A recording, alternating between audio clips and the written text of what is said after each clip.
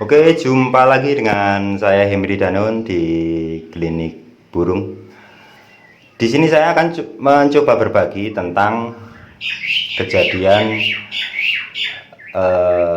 indukan yang bertelur, telurnya seperti ini.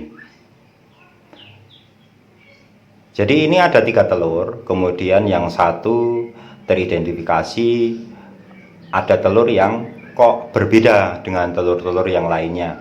Jadi dari warnanya cuman kelihatan hijau seperti itu, kemudian bentuknya juga sepertinya kulitnya tipis, kemudian batikan atau guratan warna coklat-coklat itu tidak seperti telur-telur yang lainnya gitu ya.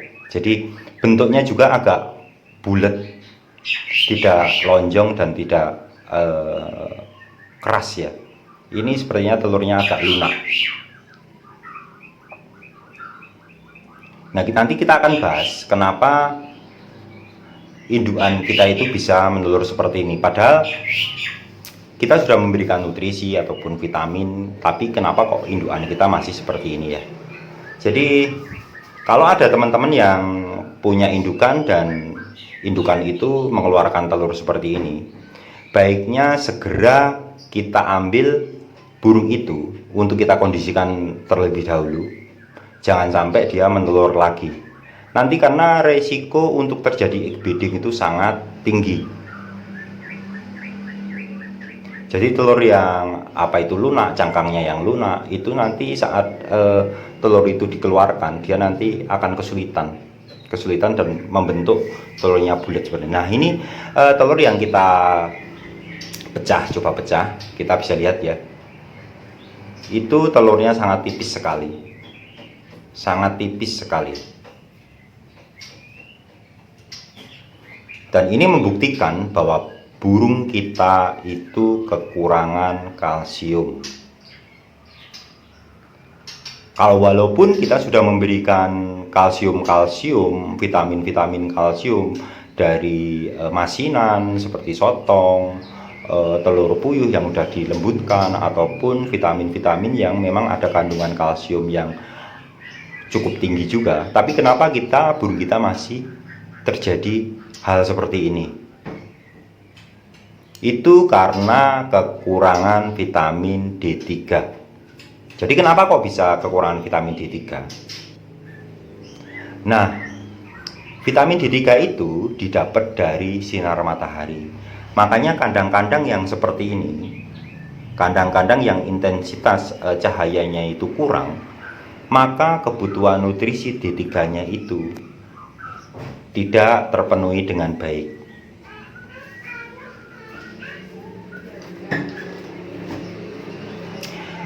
Dengan tidak terpenuhinya nutrisi D3 itu dengan baik, maka kalsium yang kita berikan tidak bisa tercerna ataupun diolah oleh D3 itu menjadi nutrisi.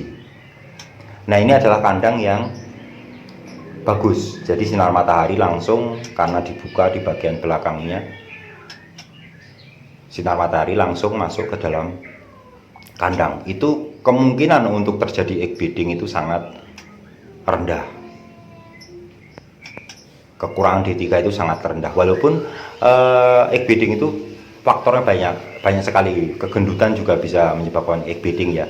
Dan ini adalah salah satu indikasi ciri burung kita itu telur yang indikasinya kedepannya bisa terjadi egg bedding. Nah, untuk burung-burung yang mengalami hal-hal seperti itu, baiknya kita lakukan penjemuran. Maksud dari penjemuran ini adalah untuk memenuhi nutrisi D3-nya.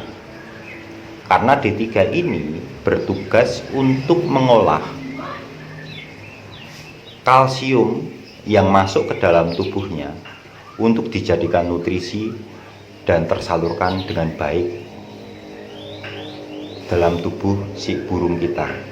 Jadi akan dipastikan bahwa kalsium itu tidak akan berguna bagi burung itu walaupun kita memberikan, jika burung ini kekurangan D3.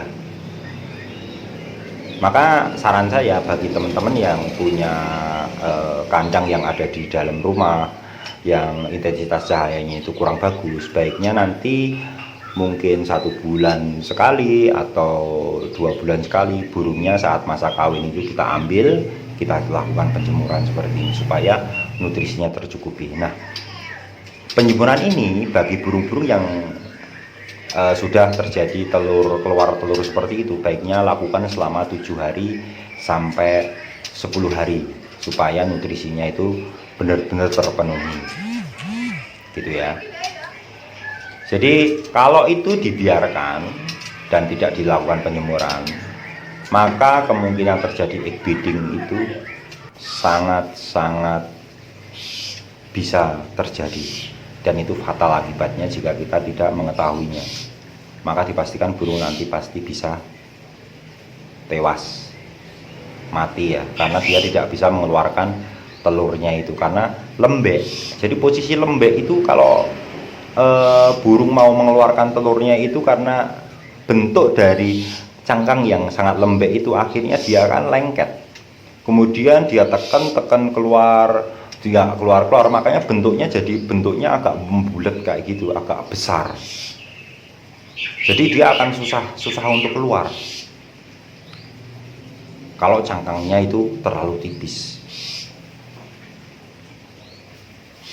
Nah, penjemuran seperti ini sangat efektif sekali ya bagi teman-teman yang mau menyembuhkan burungnya. Jadi nggak usah khawatir, ini masih bisa, jadi masih bisa kita selamatkan.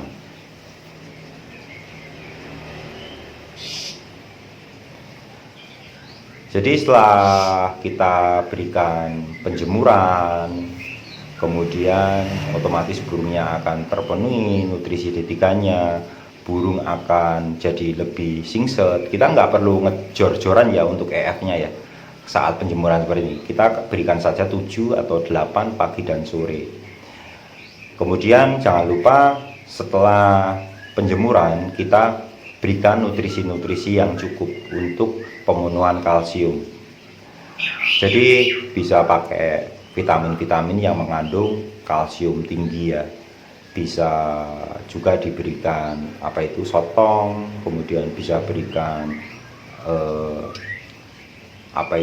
vitamin-vitamin yang sudah bentuk jadi di kios-kios yang kalsiumnya bagus, yang recommended ya tentunya ya.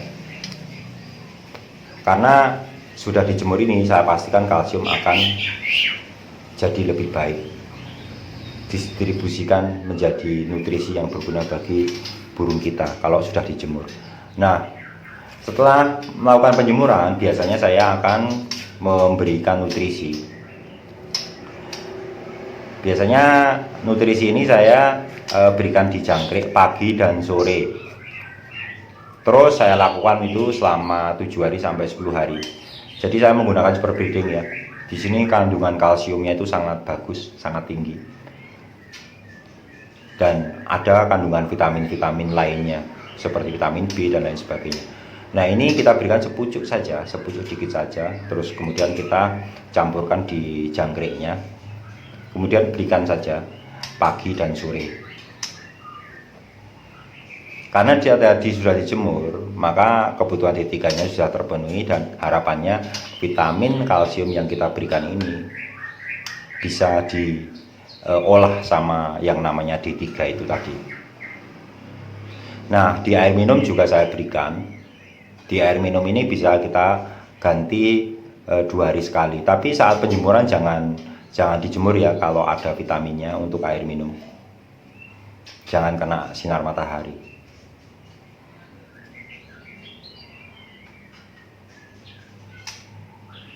Nah, kalau ini dilakukan, pemenuhan nutrisi ini dilakukan, saya pastikan nanti telurnya akan kembali normal lagi seperti dulu. Jadi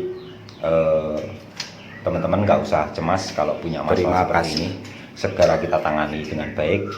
Karena kebanyakan dari kita memang kandangnya ada yang di dalam rumah sehingga intensitas cahaya itu tidak terpenuhi, makanya wajib bagi kita untuk memberikan penjemuran, entah itu 1 bulan sekali atau 2 bulan sekali. Kita cabut burungnya, kemudian kita jemur keduanya, supaya kejadian exbiting yang mengancam nyawa dari indukan kita itu bisa terhindarkan. Nah, ini adalah ulasan singkat dari saya. Jika ada salah-salah kata ataupun tidak berkenan di hati teman-teman, saya minta maaf. Kalaupun ada yang kurang dari sharing kali ini, bisa ditambahkan dan kita bisa saling berbagi ilmu. Mungkin ini saja dari saya. Jika ada teman-teman yang ingin sharing, bisa WA langsung ke saya. Dan kita bisa jumpa lagi di episode selanjutnya. Terima kasih.